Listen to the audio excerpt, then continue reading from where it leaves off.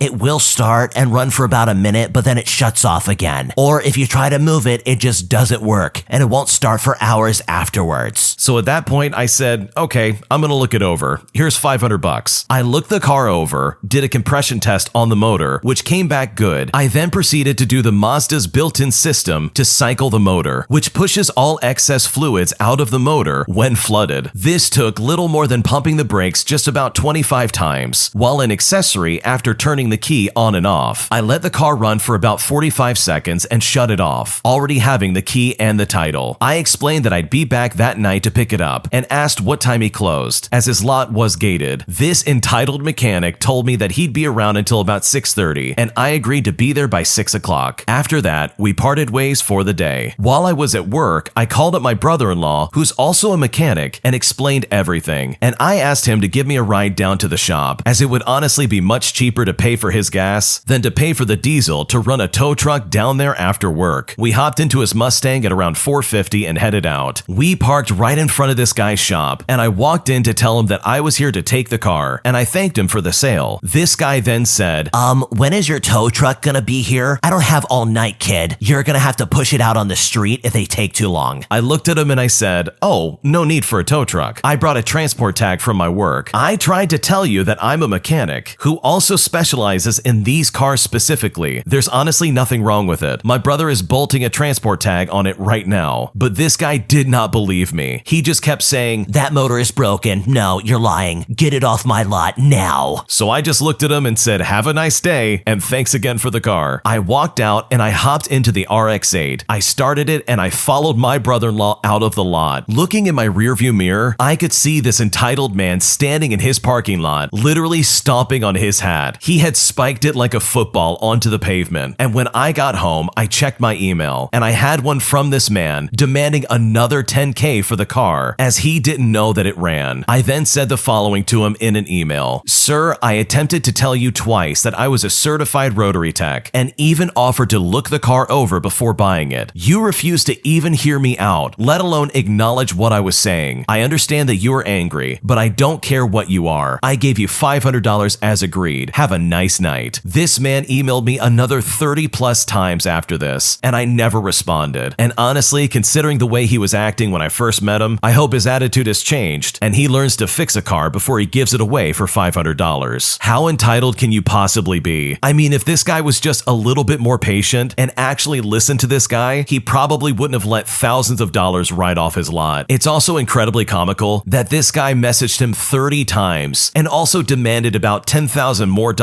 for a car that he already sold off. I mean, in my opinion, it's not the original poster's fault that this guy did not know what he was doing. Like, literally, this is on this cocky mechanic that didn't want to hear what this guy was saying. If he was just a little more patient and shut his mouth, he probably could have worked out some kind of deal, and they both could have gotten away with a lot more money. So good for the original poster for knowing what they're talking about and taking the deal that this guy was demanding, because sometimes entitled people like this need to learn the hard way, and it sounds like this guy definitely got the message. My coworker harasses me at work for being trans, and I have had just about enough of this, and I don't know what to do. For a bit of background, I've been working at McDonald's for 6 months now as a drive-through cashier. I am 19 years old, I'm trans masculine, and I'm very neurodivergent. Until this last Friday, literally nobody cared, since it was never relevant, and at the end of the day, I'd been doing my job well. So why should my private life matter, right? Well, allow me to introduce Kyle. This is not their real name. Kyle, as of the time of posting this story, has only been working at my workplace for 1 week. Last week, when he started, I happened to be sick. Due to this fact, the first place he was trained was at my regular position, so he could be back up when I was gone. This week, when I returned, I naturally was put in my normal spot. Now, something to keep in mind is that the spot that I work at in the building is the least physically intensive thing you could do at this restaurant. In contrast, it is the most mentally demanding spot in the building, as it's one where you really have to be at the top of your game. You have to take orders for drive-through customers on one of the lanes, as well as accept payments for all customers that come through, making sure not to incorrectly have them pay for someone else's food, and to make sure customers' orders are correct in general. Oftentimes, you would be doing two things at once. Otherwise, the customer's wait time would skyrocket. Over the past 3 days, here's what he has done in chronological order that I have personally witnessed. To start things off, he hit on a girl coworker while standing uncomfortably close to her, only for her to look back at me in a visibly uncomfortable manner, as we both laugh in the kind of way where we both know that we're silently saying, please get this guy away away from us. And this interaction was literally the first time I'd ever met him. He also told our manager to his face that he has an attitude problem after being told to get off his phone and put his headset back on to help the customer he kept waiting for 5 minutes because apparently his friend came through the drive-thru and wanted to call them while he was working, and he was dumb enough to answer his phone. He also had some serious issues with trying to figure out the menu. For example, he asked me if a certain item was still on the menu in the first place, so I asked him if he was even able to select the item in the first place. He responded by saying, well, no, and so I say to him, okay, well that means that we don't have any. But of course, he decides to go against everything I have to say because he says, I don't think so, just ask the general manager. And I was really confused by this because what does a manager have to do with any of this? I say to him again, if you can't select the item and the icon says that it's unavailable, it means we don't have any. You can't sell an item we don't have to the customer. You don't need to ask the manager for that either. After half a second of silence, the only thing Kyle responds back with is by saying to me that apparently I'm annoying, and then he proceeded to ignore me for the rest of the day. He also asked me to get a box of barbecue sauce packets, and I obliged, regretfully so. After I brought a newly opened box of sauce, he demanded, not asked mind you, that I fill the sauce containers for him, and when he barked that order at me, I told him no. I had to take orders from the cars that were waiting in line. He then demanded a second time to fill the sauces, this time much more forcibly. I just snickered at him and said no again, and went to take the orders back at my spot. While I was walking away, he called me slow. Then he later called me lazy, which is whatever. Some days later, it is time for me to go on break. As he was my backup, he was to take over while I go eat something. As I'm inputting my start break time into the system, he turns to me and says, so what makes you think you're a man? I stopped in my tracks and I stared at him. After I took a moment to process what he said, I see him looking condescendingly at me, expecting a response. I say to him, I just am. I look flatly at him, already done with his garbage. He then says, what about your hair then? For some context, I've been growing my hair out since the 6th grade. I literally have the longest hair of anyone I know, and I'm absolutely not gonna cut it off just to please some jerk's need for gender norms to be upheld in his worldview. I reply by saying, you know I'm not the only guy here with long hair, right? And this is the truth. We share a cis male coworker who also has hair longer than some of the girls. The only difference between us is that I have terrible beard genetics, so I don't have one while he does. And this pretty much ended the conversation that we had, as I just left after saying that I have to go eat my food. By the time I got back, his shift had ended, so I told my manager what he said to me. My manager, who was also pretty much fed up with Kyle, told me that I should have told him right away so Kyle could be reprimanded harshly and swiftly. This last incident involved him seeing me walking out of the bathroom. He took that as an opportunity to openly complain to anyone who was within earshot that he was uncomfortable, that he had to share a restroom with a mentally ill girl, and that she shouldn't be allowed to work here because she has problems and isn't fit to work. Yes, he made absolutely sure to emphasize that I'm a she at any chance that he got, when not one but 2 managers on the shift told him he was behaving violently and out of line. He had the audacity to say again, well, they have an attitude problem. He hates me and treats me awfully, so it's not my fault I'm upset, as if him being told to do his job is somehow on the same level as him being rampantly bigoted towards me. Because of this, he was told to apologize to me or go home, but he refused to apologize, so he was told to leave. Even further, rather than being concerned about apologizing to me, he was more interested if he could still get a free meal out of the restaurant, which by the way was a resounding no. Now, as far as I know, I've taken on the worst of his behavior consecutively, but by no means is my side all of it. Other coworkers have also experienced some semblance of discrimination, as well as general discomfort, harassment, and this weird holier-than-thou attitude that he has towards pretty much everybody. The only reason I'm his main target is because I seemingly took his favorite spot at work, where he could easily be on his phone. And honestly, I just can't stand this guy. How on earth does Kyle still have a job? Not only is he being hostile towards other people at the restaurant, but he's also being incredibly bigoted towards the original poster. Like, this is unacceptable in my opinion. To literally go out of your way to make a scene like this when someone's coming out of the bathroom just to go back to work is so inappropriate for a work setting, it's not even funny. Like, if they genuinely had a problem with that, they could go to their manager and discuss it there. But to purposefully make a scene just to try and embarrass this person is probably the definition of workplace harassment. So if if anything, I mean, shame on these managers for not firing this guy sooner. It just baffles me that they would only send him home after so many situations that prove that he's just a danger to his coworkers. So what you could do is probably go above your managers and call up corporate. I mean, this guy is not a good human being, and he really should not be in the same workplace if this is how aggressive he's gonna be towards his coworkers. It feels like a very unsafe work environment, and honestly, I hope things work out for you for the best. My husband can't seem to understand why I'm upset about having to sleep in the car while we're staying with a friend, and I honestly don't know what to do. We ended up leaving a very toxic living situation. We were roommates with another couple, but ended up having to leave in a hurry. We are currently staying with another friend, but the problem at hand is that my husband is the only one allowed in the apartment. Apparently, the place is too small for the both of us to be in there at the same time. So basically, I've been in the car almost 24 hours a day for the last few days. I'm also disabled and I can't really walk very well. I told him tonight that I wanted to go to the hospital to check myself into getting back on some meds because I'm supposed to be taking them for anxiety. He's working a lot and he works a regular job and he also does DoorDash. He can't understand why I think it's bizarre that I'm not allowed in the apartment despite his friends knowing that we are married. It just doesn't sit right with me. And I told him I'm tired of sitting in the car almost 24 hours a day. I haven't had a shower since Friday and it's Monday night. I'm being forced to use the bathroom in a container because I cannot drive the car due to my disability. That's how weird and awkward things have finally gotten. It's honestly making me want to take a break from our relationship. I understand that he's worried about me going into the hospital. However, I'm trying to make him understand that this is something I need to do. I'm tired of basically having zero human contact, except for basically only him. I'm not really sure what to do here, but I'm starting to grow resentful and anxious. I think I'm getting depressed as well. I just can't seem to get him to understand how I'm feeling, and I honestly don't know what to do. This is unbelievably sketchy. The fact that your husband is acting like this and not choosing to be at your side and maybe, I don't know, getting a hotel or something is really, really bizarre. I mean, he knows that you have a disability and you can't walk correctly, right? I mean, it's not like this has slipped through the cracks or anything like that. I mean, how could he honestly still stay at this apartment if you are not allowed inside of it? And I guarantee you it's not that small. There's no reason you couldn't stay in that apartment and actually have a roof over your head instead of being forced to live in the car basically. And to top it all off, you are being forced to go to the bathroom in bottles in the car, all because his friends aren't going to let you inside to use the bathroom. I mean, this is actually really, really scary because this screams that something nefarious is clearly going on that his friends don't want you to know about. And worst of all, there's a good chance that he probably knows exactly what's going on. He is the one that's allowed to go inside the apartment after all. The original poster went on to say that apparently the friends don't want her in there because they don't know her that well, which is honestly just really weird and not a good enough excuse in my opinion to not allow someone to even go in there just to take a shower. I mean, these two are married. It's not like she's a complete stranger, so I'm really sorry that you're dealing with this, and hopefully you can find some other kind of living situation because what you're going through is absolutely unacceptable, and there's no reason for you to be locked out of this apartment and be forced to basically live in this car while he is allowed to come and go as he pleases. An entitled Karen takes a man to court and forces him to make child support payments for her child, despite the fact that he is not this kid's father. But as a result, he took this back to court, and the former judge has been fired, and this lady lost her court case. So now she's being forced to pay back 3 years of child support payments, totaling to just over $23,000. Here's what happened. So my husband has a friend that has been ordered by the court to pay child support for a child that is not his, even though this child has a father that is involved and also pays child support. The mother has been double dipping because a judge decided to ignore the law and decided that this friend should be paying child support payments because the child was accustomed to a higher standard of living because of this friend's financial contributions to this household prior to the mother deciding to break things off and move out. Yes, it's as crazy as it sounds. The friend continued to help her financially because he still had feelings, and she was leading him on that they could maybe work things out. But when he finally came to his senses and realized that she was leading him on, he started dating his current girlfriend and stopped his financial aid. And when this happened, she absolutely lost her mind and ended up filing for child support payments. And the judge actually agreed that it was in the best interest of the child to grant her petition. This judge has since been removed from her post as a judge and is working as an advising lawyer in her family family firm, which also now has a bad reputation due to her. After taking this all to court, the friend technically won, and the mother is ordered to repay him for 3 years of child support payments. He paid $150 a week for just a little over 3 years, but now she has to repay him at a whopping amount of $25 a week via wage garnishment because she made it abundantly clear in the court that she will not willingly pay him back. She will be paying this back for years due to interest and the yearly court fees. His attorney has advised him to wait 1 year and then they can file for an amendment to put liens on any property that she owns and possibly against any tax refunds she might get. But despite all this, he doesn't really feel like he won, considering how long it will take her to pay him back and the fact that he will probably be chasing her for years just to get his money. This story absolutely blows my mind because I honestly cannot believe that this judge legitimately went through with this and made this man make child support payments for a kid that is not even his. But even crazier, he's not the only one making child support payments. Like literally, there's already a father involved who's making payments and is involved in this kid's life. Like this judge is out of their mind for making this guy do this. It's just crazy because that's honestly so unbelievably corrupt. So it's great to hear that this lady got kicked out of being a judge because this is unbelievably unfair. So hopefully this guy's able to get his money back in full from this lady after paying child support for 3 years. And just in case you're wondering, I did the math, and if this guy's paying $150 a week for 3 years, that literally totals to $23,000. And that's a lot of money to pay to a kid that isn't even yours. I mean, how backwards can you possibly get? So in the end, hopefully it all works out, because under no circumstances did he ever deserve to be treated like this. My entitled stepmother demands to walk me down the aisle on my wedding day, despite the fact that I've never been close to her growing up, and she actively tried to replace my mom after my real mother passed away when I was 9 years old. And now, after I told her no, both my dad and my stepmother are refusing to show up to my wedding unless she can walk me down the aisle. Here's what happened. So my mom passed away when I was just 9 years old, and my stepmom by the name of Sarah married my dad when I was 11. I guess she hoped that we would one day be super close, and I would call her mom, but it's never happened. Sarah has always seemed fairly pushy. She would try to do things with me that I used to do with my mom, and it always ended poorly. Sarah would try to get me to not visit my mom's family because she thought it was taking away from family time. I understand Sarah wants to be close, but she kept on trying to replace my mom and it never worked. Me and Sarah aren't close at all today. When I turned 18, I moved in with my girlfriend, who is now my fiancé. I don't really call or stop by the house to see my dad and Sarah. In fact, Sarah was the last person I told I got engaged. Recently, she posted on social media that her boy was going to get married and how excited she was to be the mother of the groom and walk her son down the aisle. My dad wouldn't be able to do it because my dad is disabled. When I asked her about the post, she said that she thought she would be walking me down the aisle because my fiance was going to be walking as well. I told her that I was going to be walking with my fiance. She said that this was fine, but she was also really excited for the mother-son dance. I told her as well that there wasn't going to be one. She asked me why, and I straight up told her that the mother of the groom isn't going to be a role at the wedding since my mother is no longer living. This then caused her to break down crying, and she asked me why I hated her. I told her that I didn't hate her, but she kept accusing me of it because apparently to her, I've always treated her like garbage when all she's ever wanted to be was a mother figure in my life. At this point, I got angry and said that she could never be my mom. And you know what? I kind of feel bad about saying that. She then offered to pay for the wedding if that was the issue, but I still said no. Now she and my dad are upset and are currently saying that they won't be attending the wedding unless Sarah walks me down the aisle. My dad told me that Sarah stepped up to be a mom when mine was gone, and she's been a great mom and brought so much love to my life, yet I always rejected her. Can anyone give me any advice on what to do? Because I honestly feel very stuck. There is definitely two sides of this coin in my opinion. On one hand, I think it was very presumptuous of Sarah to assume that she would be walking you down the aisle. I mean, if the past lifetime for you didn't clue her in that you and her were really not that close to begin with, then I don't know what will. So she is completely out of line for assuming even in the slightest that she would be involved in that way. That's just incredibly rude. But on that same note, it really does not sound like you've ever given this lady a chance. Like, it sounds like she really just tried her best to try and be kind and loving towards you. And maybe later down the line you can try and see that, but it honestly seems like you're being very insensitive towards Sarah. But in that same context, the fact that they're saying, oh, we're not going to show up to your wedding unless Sarah can walk you down the aisle is absolutely ridiculous. That is honestly the most entitled thing out of all of this. So I think considering all that's going on, I think you're definitely in the right here. Sure, both of you probably could have been a lot better growing up. It sounds like she definitely could have been a much better stepmother, and she could have done a better job of respecting your boundaries and understanding that she will never be your mother, and you also probably could have been kinder to her and given her some kind of chance in the past. But with the way they're acting right now, I don't blame you for approaching her and saying, hey, you're not walking me down the aisle. Obviously, in the context of this story, I'm sure there is a lifetime of examples you could share that would say, nope, she's really at fault here. And I totally believe you on that end. But I think with whatever you decide to do for your wedding, just make sure it's what you want to do. And if it means your dad and your stepmom aren't going to show up, then honestly, that's probably for the best, because they really do sound like they're very entitled. And that's not fair for you in the slightest, especially on your wedding day. My entitled parents never believe me when I tell them that my little brother is abusing me and being so terrible to me when they are not in the room. And despite all the mounting evidence, they still won't believe me no matter what. And I've honestly just had enough. So for some context, my little brother is an absolute nightmare. He has always been very unkind to me, and it's always been the case where my parents side with him a lot quicker than they'll ever side with me. So to start out, this particular situation started last week, and I had no idea my little brother was trying to continue this torment until earlier tonight. I'll start with what happened then. A few nights ago, I was enjoying dinner with my family before my brother swung his leg into me and kicked me in the leg. My parents didn't even react and expected me to just deal with it and move on. A few days later, I had just finished vacuuming the house. I sat down on my bed and relaxed, but was then disrupted by the sound of a vacuum again. I walked outside and I saw my brother vacuuming the places I checked thoroughly. I told him we didn't need to vacuum there, and as soon as I walked near him, he dropped the vacuum and he punched me. According to my parents, though, that was my fault, and I was supposed to just move on. Yesterday, I came home from work after a long and tiring day, and my parents needed to go out for the night. I had no idea about this, and they sprung it on me out of nowhere. They expected me to know, and were rather irritated that I didn't, even though they didn't explain anything. They ordered me to make dinner immediately. Luckily, there was some leftovers in the fridge that I could heat up. I went to the kitchen and I began heating up the leftover chicken. Once it had been heated up, I split up the container into two parts using a fork. I filled one bowl for me and another bowl for my little brother. I kept the remaining chicken in the container for somebody else if they wanted to eat it for lunch or dinner. My little brother then walked into the kitchen and snatched the container and the fork away from me and dumped the rest into his bowl. I kindly asked him to give the fork back and told him that I was saving the rest of the chicken for someone else that might be hungry, but as I should have known, that was met by yells and verbal assault. I quickly apologized for making dinner for him, and then he started yelling horrible things at me. In his words, or what I can remember at least, he said to me, "You're the worst big brother. You failed at being a brother, and you're just so overprotective. I hate you, and I'm sorry that mom and dad have to deal with you." These words deeply hurt me, and I decided to retreat to another room for some alone time. As I sat there, I could still hear him yelling obscenities at me, and at this point, I started crying. I then noticed a dusting brush that had been broken in half and threw it into the ground in sheer anger. I know I should not have done that, as that was rather immature, but I couldn't think of expressing my rage and sorrow in any other way. He saw this and walked into the room I was in. He picked it up and he threw it at me. It nearly hit my head, and I threw up my arms to defend myself. I then get up from where I was sitting, and he ran away instantly. This isn't the first time he's thrown things at me either. He once threw a pen that almost hit me in the eye. I was almost finished with my dinner, and I thought that this was the end of it, but I was mistaken. He walked into the room while I wasn't paying attention and jammed the fork he was using into my arm, and as I was trying to defend myself, he ran off again, but I couldn't bring myself to chase after him. I finished eating my dinner and I cried to myself in my room. I felt alone and unsafe. Then I heard the sound of the garage door opening and my parents returning from their party. I tried to explain what happened, as I couldn't handle this myself. I tried talking it out with my little brother, but that didn't work either. Their response was the usual: "You need to deal with it yourself." I tried to explain again that I needed help, but they instructed me to work it out with him, and it wasn't their problem. Eventually, I went back to my room incredibly annoyed.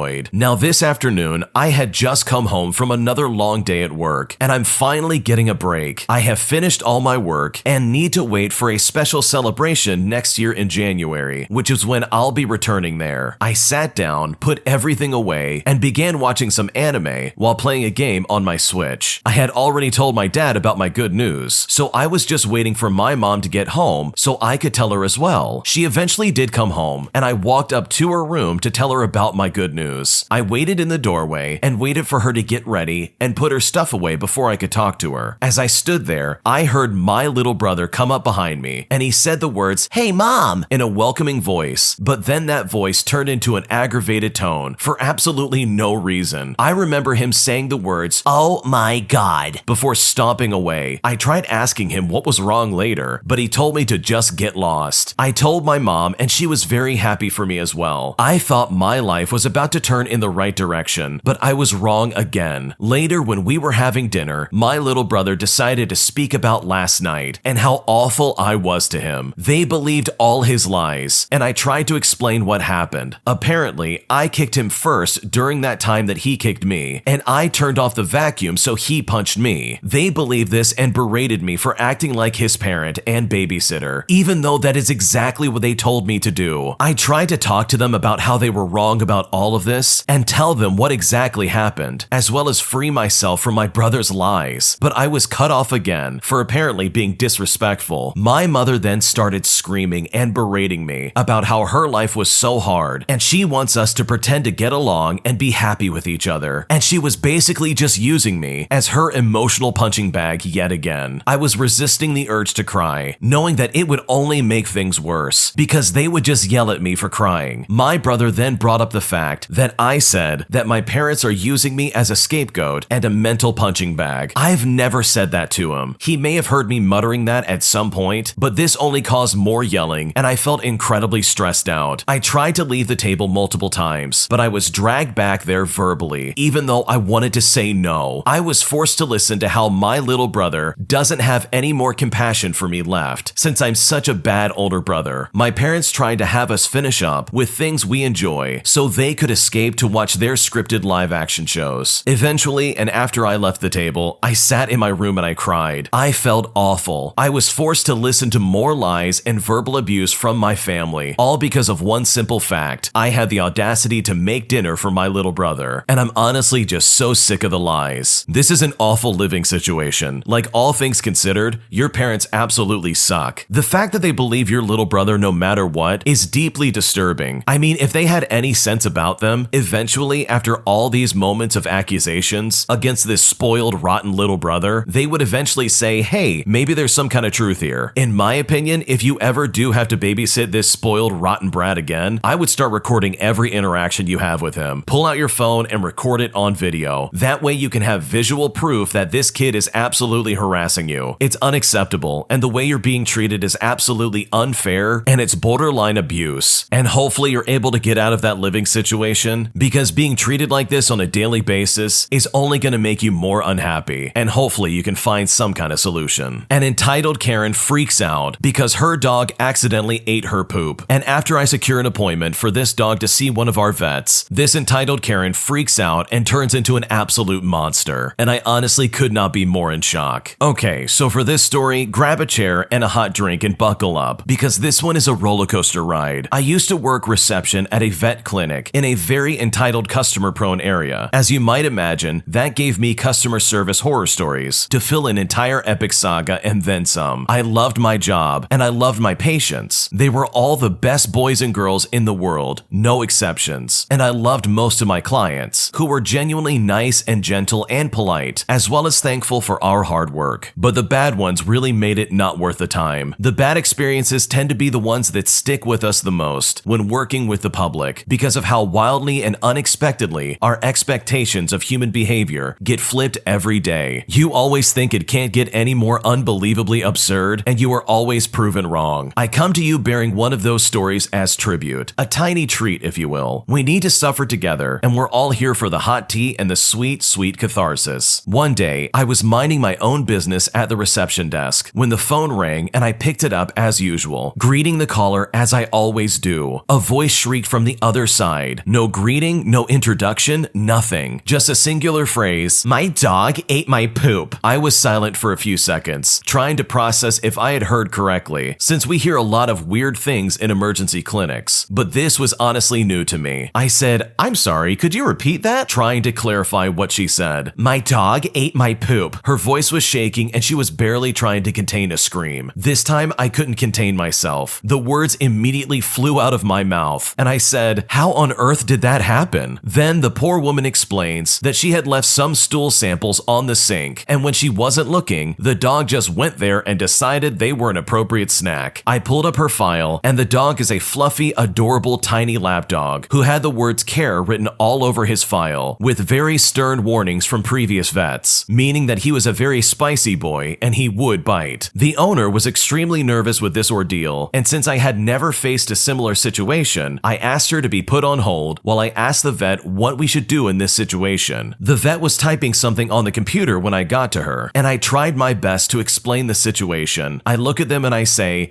so we've got a client on the phone who is freaking out because her dog ate her poop. What should we do in this situation?" The vet didn't take her eyes off the screen, completely unfazed. They said, "That's nothing to worry about. It happens all the time." So I further clarified, "No, I don't think you're getting it. The dog ate the owner's poo." The vet suddenly stopped for a moment. A few seconds later, she repeated the exact same words I had said over the phone. How did that happen? I did my best to explain, and while she was flabbergasted, it's one of those things that can and did happen, and in her opinion, it would probably be fine, maybe a rough tummy for a couple of days. But if for peace of mind, the owner wanted to come by, I could still offer her an appointment. I came back on the phone, gently reassuring the poor woman who was in a state that it should be fine, probably nothing to worry about, but I still offered her the appointment just to be sure, which she took for later that afternoon. I really took my time with her and managed to reassure her and calm her down. The moment that I sensed relief and gratefulness in her voice was the moment that out of nowhere she completely flipped. A new person emerged and started screaming nonstop at me because apparently we had messed up her dog's flea and worming medication order last time. I tried to understand what had gone wrong, but couldn't understand half of what she was saying, since she was going off while yelling at me and being extremely rude. At first glance, it seemed like a minor and honest mistake, which I was trying to understand and clarify. She wanted none of it. She was demanding an explanation, and I apologized for the mistake and told her that unfortunately, due to COVID, we were extremely understaffed, which was absolutely true. And while I didn't justify it, it would at least explain why there was a mistake in her order. This entitled Karen then tried to ask why it is we were unable to understand such simple orders, implying that COVID had also affected our brains. And then she went off again. I was speechless when I got off the phone. One of my colleagues saw the name on the screen and proceeded to tell me that she was the rudest client she had ever met. Well, I told her that she was coming in later the afternoon, and we were all really not looking forward to it. The moment she walked into the clinic, I knew it was her. She was a middle-aged woman with the cutest dog you could ever see, whom no one could touch because he would absolutely bite you. It was one of those cages where the dog's behavior unsurprisingly takes after the owner's. Because I knew a mega Karen was coming, I had mentally prepared and pulled out all of my options and was impossibly nice to her. I was super attentive and made her feel so welcome. She always seemed to be on the edge of evolving into a mega Karen at the slightest touch, but I managed to play the cards right and maintain her right at the balance. That was until she had her appointment and came out of the room. She came to my desk to pay for the consult, and just like before, out of nowhere, started screaming at me for no reason, saying that we were just stealing money from her and that the last time we had charged her extra money and that she wanted her money back. She basically just went off and was completely unhinged. I gathered all my patience, remained extra calm, and pulled out her bill history and told her that we would check it together to see if there was any mistake, and if so, I would be happy to correct it. Before doing it, I needed to check something with the vet, so I went into the consult room for about 10 seconds seconds. When I came back, I found her all over my desk, on the computer, trying to read the screen over her glasses, and using the mouse and keyboard. I immediately snapped out of my happy customer service mode, and I thought to myself, are you kidding me? And I asked her way more politely than I probably should have to move away, and that she couldn't do that. At this point, we had one more person at the reception desk who was waiting for her dog to come out of surgery and was sunk on her chair just filming the entire interaction. In the end, she stepped away and I managed to never have to raise my voice. I went with her through her previous bills and managed to prove to her that nothing was wrong in the first place and that we never charged her extra for anything. Her attitude completely changed. She suddenly became very nice and compliant. Suddenly, she was all smiles and giggles as if it had never happened, and she became very easy to work with. She called a taxi to take herself and her stupid little dog home, and when she was outside and boarding the taxi, I came to the door, waved at her, and said with the biggest smile on my face, "Ma'am, you forgot to pay." And at this point, she laughed and so did I. Live, laugh, love, am I right? I took the card machine outside and she paid for the consult. When I entered the consult again, the client who was filming earlier turned to me and said, "That was the most stellar customer service I have ever seen. I have worked retail and I would never have had that kind of patience that you just did." And we ended up laughing about the whole thing. It made me grateful that at least after the whole ordeal, someone was appreciative of my work, which is a big treat if you work with the public. What an absolute psychopath. The fact that this lady acts like this in public is super cringeworthy. I mean, you have to really be completely detached from society to cause this much of a fuss over something so simple. Like, is it really that big enough of a deal where you have to cause such a big uproar and invade this lady's personal professional space just to try and make a point about something that you're clearly wrong about? I mean, that's just unacceptable in my opinion. So hopefully this entitled Karen learns her lesson and treats people with more respect than this. Because in my opinion, the way you treat retail workers or customer service employees truly is a reflection of what kind of person you really are. And based on the way she acted, she is clearly not a very good person. My entitled brother steals my car and ends up crashing it in a ditch. And when the police show up to assess the situation, my parents lie to the police officers and try to say that I was driving the car. But in the end, my brother gets arrested for stealing my car, finally getting what he absolutely deserved. Here's what happened. So I have an older brother by the name of Dave. That's not his real name. And he has always been a jerk to me. There's only a 1-year gap between us, but he liked to beat me up when we were kids. And he always acted like anything that was mine was also his. He was also somewhat of the golden child, which honestly made me miserable. So much to nobody's surprise, I moved out at 18 years old. My uncle is now a retired police officer, and he took me in after I left my home. He even hooked me up with a decommissioned Crown Victoria, and I absolutely loved that car. I don't know why, but Dave hated the fact that I had that car. He drove 3 beater cars into the ground, while my Crown Vic kept chugging along. Well, after his 3rd beater finally stopped working when he drove it into a pole, he asked to borrow my car. Now, I had a bad feeling, and I said I wasn't going to do that. He called me entitled and said he needed my car to get to work. So I told him he could just take the bus, because I know how he drives, and my Crown Vic was off limits. My parents called me after that and told me to just lend him the car. I said I won't, no matter what they say. I rely on my car, and I need it as well, since it's my personal transportation. After all, Dave wasn't the only one in the world with a job he needed to get to. My uncle congratulated me for standing up to them and gave me a high five. A few days later, when I got off work, the car wasn't where I parked it. I called my brother's cell phone, but he didn't pick up. Then I called my parents and asked them if he took my car. They denied it, so I said I was going to call the cops, and that's when they finally admitted that he borrowed it because he needed it. I told them he better bring it back right now, or I'll have the police looking for him. They called me a jerk, and then they phoned Dave to bring my car back. He showed back up in the parking lot in my car 20 minutes later. I then demanded to know how he stole my car. He then held up a set of Crown Vic keys that he bought online. Some of them were made as universal keys as well. I told him if he ever stole my car again, I would have him arrested. Then he had the audacity to ask for a ride home. I told him and reminded him that he made me wait in the December cold after stealing my car so he could just walk home. He then called me a jerk before I drove away. After that incident, my uncle put a tracking device in the car. When Christmas Day came around, I was celebrating with my family just like every year. The The roads were cold and icy, so I had to be very careful while driving. By now, you're probably clued in on the title. Yeah, Dave again stole my car during the Christmas party. Apparently, he decided he was gonna go pick up a friend and figured that I wouldn't notice. But I did when I looked out the front window and I saw my car was missing. I pulled up the tracking app and I saw he was a few miles away. Then I called his cell phone to yell at him. Everyone in the party saw this and asked what was going on. I said Dave stole my car again, with my uncle even confirming that it wasn't the first time. Dave told me over the phone to basically get lost and that he would be back soon. I said he better not have been drinking, but he just hung up on me after I said that. Well, while I was watching the tracker app, the dot stopped and didn't move for a while. Soon, we got a panic call from Dave asking for help. He crashed the car because he couldn't handle the icy roads, and he wasn't used to a rear-wheel drive vehicle. So we piled in my parents' minivan and followed the tracker. We found Dave by the road and my Crown Vic nose deep in a snow-filled ditch. My uncle was furious, as it was formerly a car of his department, and I was mad at Dave for stealing my car again. My parents wanted me to let it go, but I said enough was enough, and I was gonna call the police. Dave begged me not to, because he really had been drinking before he set off, and that would result in a DUI. I said that he better pay me back for my car, or I would sue him. Well, as luck would have it, the police were already aware of the accident, and were driving in to check on the scene. I'm guessing that someone else had called them. My parents tried to say that I was the one driving the car, and they were just there to help me. I said that wasn't true, and my uncle thankfully backed me up. In fact, one of the cops that was there recognized my uncle, and they had a chat. Then they went to Dave and asked to see his license, which I then found out was suspended after he crashed his previous car. Then they breath tested him. He wound up with cuffs slapped on his wrists, while my mother was crying and begging the police not to take him away. But the officer just said that she and my dad could get arrested too for lying to the police. And after that, my parents shut up. We eventually all got back in the minivan and went home. The Christmas party was ended early, and my parents drove me and my uncle home since he rode with me. They didn't say much to either of us the whole drive, and just sped away as soon as we were out of their van, and they nearly slipped off the road themselves doing just that. My brother was let out of jail the next day, and he looked so scared that he was practically crying. Apparently, the cops there had roughed him up a bit while talking about prison and all the stuff they had seen go down there. Dave had actually peed his pants during that situation, and they let him take a shower. And that's when my uncle started cracking up and revealed to us that his friends in the department never filed the DUI and instead just charged him with a suspended license, which was about a $600 fine. My uncle said he just wanted to teach Dave a lesson, and this would be the one and only time he would ever get his help. Dave then apologized to me and said that he would have my Crown Vic fixed and would never touch it again. When it got pulled out of the ditch, the front end damage was actually minor. It needs a new front bumper, a headlight, and a grille. The damage was just superficial, thankfully. My parents have pretty much glossed over the whole incident and acted like it didn't happen. Dave eventually gave me the extra Crown Vic keys that he bought online and said that this had taught him a lesson that he soon wouldn't forget. What a terrible situation to be stuck in. Your brother literally was stealing from you left and right, and your parents were literally trying to cover up his stupid decisions. I mean, this is so unfair. They even lied to the police and said that you were driving the car instead of Dave. I mean, what in the world were they thinking? That cop was right. They could have gone to jail for lying to a police officer. Like, that is just not worth it for your stupid son who keeps doing dumb things. I also want to say that it's really weird and kind of crooked that the uncle stepped in and decided to drop the charges of the DUI, basically using the fact that he used to work with these cops as a reason for them not to file it in the first place. Because in my opinion, Dave absolutely should have gotten a DUI. Like, he literally was drinking while driving at that time, not to mention the suspended license. With all things considered, I really don't blame the original poster for moving out of this house, because it sounds like these people were absolute garbage parents, and they enabled this older sibling to do terrible things constantly. So hopefully he learned his lesson and doesn't go around trying to steal people's cars just because he wants to get around, because the jail time honestly would not be worth it. And from the sounds of it, I don't think he wants to go to jail anytime soon. My boyfriend and I decided early on in our relationship that neither of us wanted to get married, and now it leaves me wondering if I'm the jerk for changing my mind. So my partner and I have been together for under 5 years, and we've lived together for 2.5 of those years. We are very committed to each other. We own pets, and we have a car together, as well as a joint savings account that will go towards a down payment on a house. I would say we are somewhat non-traditional. Neither of us want any kids since he's already had a vasectomy, and we are extremely non-religious. We are also both grossed out by the patriarchy history of marriage, and enjoy the fact that our more conservative Christian relatives are a little scandalized by us living in sin or whatever they want to say. For these reasons, we discussed early on in our relationship that neither of us was really interested in marriage, so I feel a little silly for finally admitting to myself that I do actually want to get married, or more specifically, I want for him to want to get married to me, which maybe sounds really bad, but I guess I suddenly feel a little hurt by the fact that he hasn't asked me to get married. He's brought it up once or twice, but only in the very practical sense of doing it to get a better mortgage rate once we are ready to buy a house or something similar. But I want to get married for sappy emotional reasons, and I find myself feeling a little bit envious of my friends' cutesy proposals and their engagement rings, and I don't know how to bring this up to my partner. I honestly think he would agree to it if I asked him, but I would feel like I was forcing him into something he's at best been apathetic about, and at worst actively trying to avoid. It sounds incredibly stupid, but I would rather hint at it and have him bring it up directly than to bring it up directly myself, because then I would feel like it's his idea, which is what I really want. So how should I go about indirectly making it known that I want him to ask me to get married? What should I do? I can see where your hesitation is coming from, because for a long time you guys kind of felt really good about not being married. If anything, just to get back at your weird relatives who are clearly being way too judgmental, claiming that you're just doing something super sinful and you're basically gonna go to hell, which really is not a fair judgment in my opinion. But when it comes to talking to your partner about possibly getting married, I really don't think dropping hints is the best idea. Like, that's only gonna work so far as like having a conversation about it, but in terms of maybe taking that step and actually getting married because he wants to get married and wants to propose to you, that's gonna take a lot more explaining and a much more mature and direct conversation. I totally get that you don't want to bring it up and you don't want to feel like you're trapping him into something that he doesn't want to do, but it sounds like you know each other really well. So I think if anything, having a conversation about this would probably go a really long way, and that in my opinion is so much better than this weird passive way that you want to try and do it, which I also really don't see working in the slightest. I know if I was in his shoes, I would probably just ignore those small little comments or those subconscious subtle hints that you're trying to drop, because probably from his perspective, marriage is literally off the table other than probably having a better mortgage rate. So honestly, just talk to him, see what he thinks. Maybe it will sound silly at first, but at least you can get your feelings out there and try and figure out what you both want out of this. And who knows, you might be surprised. He very well could be on board for this and join you in this journey. Like, you never know unless you ask, because the alternative of dropping subtle hints is just not going to work in my opinion. And there are a lot better ways to discuss this and figure it out. My boyfriend was behaving inappropriately in a rude way at a work event, and it really upset me, and now I don't know what to do. So for some context on our relationship, the person I'm referring to here is not exactly my boyfriend. We have been best friends since college and ended up getting physical. I've always had feelings for him and he knows it. He initially admitted to having feelings for me too, but later one day he said he doesn't feel the same way, and he was just confused initially. We've been together since the last 4 years and never dated or went out with anyone else throughout that, and we do everything together that a couple would. He remained this committed because he truly cares about me and he doesn't want to hurt me, but this has still made me feel pretty insecure because we aren't in a relationship and he's free to see anyone else the day he wishes. I don't like being in this situation either, but I'm way too hopelessly in love with him to let him go. All I expect from him is that he tells me up front the day that he thinks he'd like to see anyone else and just end things with me and not just keep me hanging around. We are now working at the same law firm that we joined right after graduation 5 months back. We're just on different teams in the office across the city, so we often see each other if we're working on similar situations. In fact, people at the office just see us as good friends. We recently went on an annual office retreat, which is basically a weekend-long vacation with various parties and events and involves loads of drinking. At one such party, we were both super sloshed while dancing with a bunch of others from our office. Most of them were from his team and a couple of others. Now here comes a girl from his team and hugs him while dancing and continues to dance and hug him, and he actually pushes me aside while making space for her. I remained calm initially and overlooked it, but she went on dancing with him like that, and he just doesn't resist at all, to which I eventually made a super angry face and screamed some curse words at him and left. Everyone at this party saw that, but since they were all sloshed and the music was too loud, they just carried on dancing. He later came up to me and asked why I was so upset, but I just ignored him and walked away. Even while getting dinner, he put his arms around my shoulders, asking me what's wrong, and I just aggressively put his hands away, and again, everyone saw this happening. We all eventually load up on the bus and head back to the hotel, and on our way back, I didn't speak to him, and he constantly kept asking me, and eventually said that he's sorry if he did anything to upset me, but I just cried. Later in the night, since he kept asking, I finally told him what's wrong, to which he said he's sorry and that she's just a senior, and it didn't mean anything, it was just a dance. He also said that I was overreacting. He is now upset that I created a scene in front of everyone from his office, and that they think I yelled at him because he did something inappropriate with me on the dance floor and while getting dinner, which is not wrong because I did hear people talk about it with completely different assumptions about what happened. I do think that I overreacted and I could have talked about it in a private space, but I'm honestly not sure. What should I do? This relationship sounds like an absolute mess, but is it even a relationship? I mean, at the beginning of this, you basically say, hey, we've been together for 4 years, but we're not actually boyfriend and girlfriend. But then when he starts dancing with another girl and they're hugging and dancing together, you freak out and start cussing at him. So which one is it? Are you guys dating or not? You are literally upset about your non-exclusive non-boyfriend dancing and hugging with another woman, and then you proceed to curse him out in public at a work event. And now people at the office have these weird assumptions about both of you. I mean, if this isn't a good way of tanking your career right when you're just getting started, I don't know what is. Literally, this should have been handled in a better way. You definitely should have talked to him in private and expressed your feelings and how you felt hurt by the situation. But again, he's not your boyfriend, so like, what's the issue here? If he was your boyfriend, then he probably wouldn't be dancing with other women. So I think if you want to have that kind of relationship with him, then you two need to sit down and define what you two actually are together. Because what you have right now is an absolute mess. And if you're not careful, this could very easily lead to both of you getting fired. Some companies just don't put up with that. They pretty much make it known that if you date anybody in the company, both of you could be at risk of losing your job. And the reason behind that is moments like this. They don't want jealousy and weird situations running rampant. Like, it's literally just not worth putting up with. So hopefully you can figure this out, because the way you acted at this party is absolutely inappropriate. And I think you need to readjust and do a lot better if you ever hope to have him as your actual boyfriend. Today, I messed up by trying to save a kitten in a parking lot, but my husband and I very quickly found out that this cat was secretly a demon, as it bit both of us multiple times and hid itself in our car as we were just trying to rescue it. So needless to say, our rescue attempt was an absolute disaster. So today, my husband and I went to the store to look for Christmas garland. As soon as we parked, I saw a kitten hiding under a truck right in front of us crying, and it looked very scared. Before my husband knew what happened, I was already out of the truck making a beeline for this kitten. I get near it and it gets scared and starts to back away. I stop where I'm at and I start calmly talking to the kitten when my husband walks up and sees what's going on. When he did walk up, the kitten darted across the parking lot and was now hiding between the back tires of a fifth wheel camper. I was so worried about it getting squished. The little kitten was obviously scared but acted like it wanted to come to me. A woman going to her car saw what was going on and said she didn't have any food or anything like that, but he seemed like he wanted to come but was frightened. We had just gone to the grocery store and I had some frozen chicken strips, so I went back and I got some just to see if the kitten would want any. After several minutes, he creeps out from the tires and starts to eat. This little guy was starving. I kneel down on the pavement while throwing chunks of chicken towards it, trying to get him closer. I don't realize it, but I kneel in chocolate milk that somebody poured out. I've been lactose intolerant my entire life, and I have a major milk phobia since I was about 3. I realize what is going on and I try not to puke. I really don't want to scare this kitten away. After a few minutes, he gets within arm's reach and I reach out to grab him. As soon as I do, he flips around and is clawing and biting me like crazy, but I have a death grip on him. I wasn't going to leave him there to get squished by a tire. My husband comes over and peels him off of my arm, and now this kitten was trying to eat my husband. This kitten was 3 pounds of absolute demon terror. My husband is holding him at arm's length by the scruff of his neck, so neither one of us would get injured. Meanwhile, I run into the store to see if they have a box we can put him in. in. I run back out with the box, and as soon as it gets near the kitten, he starts freaking out and biting my husband again. We decide to just open the back door and throw him in, and then figure it out from there. We get in the truck and pull over to the dog park, where it is a lot quieter, wondering what on earth we're gonna do now. Then the reality sets in. I was just bit over half a dozen times, and now we have this psycho kitten locked in the car with us. And at this point, we're wondering if we need some kind of rabies vaccine. I'm almost definitely going to end up with an infection. All the while, I'm thinking about the milk that was soaked into my jeans and socks, still trying not to gag. I call my mom, and she said to call the hospital and see what they say. They tell me it's a personal choice. If I want to get a rabies shot, I need to go to the ER, but they typically don't give them for animal bites, and that was all they could really say. I call the other hospital to see if they agree. They tell me I can go in and see what the doctor says, and they will likely give me antibiotics at the very least. They also tell me to call animal control to see what they want to do about the cat. I try to call animal control, but they are closed. I realize at this point we can't see the cat anywhere. We get out and we start looking for the kitten. It's not under the seats, not in the bag of groceries, it's not anywhere. The only place it could possibly be is behind the back seats, which don't go forward and only have 3 to 4 inches of space. I slowly lift up the bottom to see if we can see anything, but still, there's nothing. My husband then slowly lifts his side to see if he sees anything. Then I feel something on my leg. My husband then spots the cat as it dashes past me. This kitten was running for its life. He runs past the dog park that thankfully did not have any dogs in it, but there were some teenage girls playing on the swings. 2 teenage girls jump up to run after the cat, but he is long gone. So now I'm sitting here with my finger coated in antibiotic ointment, waiting until tomorrow when I can go to urgent care. Hopefully I can get some medicine and I don't end up with a nasty infection. I honestly just wanted to save him, but I guess that kitten had other plans. What a horrible situation to be stuck in. Not only do you discover that this kitten is an absolute demon, you also find out the hard way that he can bite a lot, and he's very sneaky. I mean, that sounds like a horror movie. We threw the cat in and suddenly the cat is gone. So hopefully if you try to help a cat out in the future, maybe have some gloves with you. That way you won't get bitten to pieces, and you won't have to worry if you might have rabies. My entitled manager writes me up and punishes me for my coworker refusing to show up for her shift, and I honestly could not be more disgusted and upset. Here's what happened. So this was in 2010 or 2011, somewhere in there. I was working for a hotel that is known for pointing in 4 directions, if you know what I mean. Frankly, it was kind of a terrible place, but that was due to the owners being garbage themselves. So I was a full-time auditor at a cheap hotel where we were also playing host to airline crews. Yes, I know why everyone hates airline crews, and these were not any different, but still only play a peripheral part in this. The part-time auditor, we'll call them by the name of LaShonda, that's not her real name, was also part-time overnight house person, as well as a shuttle driver. Basically, she was supposed to mop, run things to rooms, and drive the shuttle to and from the airport. That was it. For this place, that amounted to maybe an hour and a half of actual work, 98% of the time. Soon enough, her 14-year-old daughter gets pregnant, and as soon as I would walk into work, LaShonda would call the hotel going,